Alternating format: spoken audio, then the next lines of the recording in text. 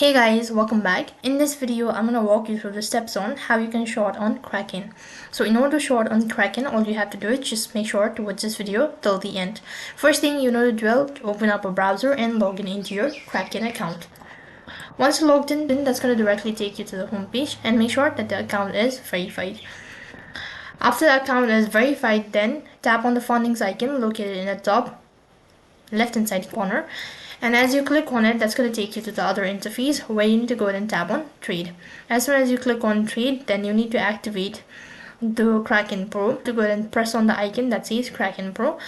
Now on the other interface, you have to go ahead and tap on the market tab, and once you've done that, then you need to select the asset that you wish to short, and after you've done that, you need to enter in the exact amount and all that. So after that, you'll be able to find the option as buy or sell. So from there, you need to go ahead and select the buy button and specify the order and all that. And once you've done that, you have successfully short on Kraken. So in this way, you can short on Kraken. That is all for this video. I hope the video was helpful. Make sure to like, share, and subscribe to our channel. Thank you for watching. See you in the next video.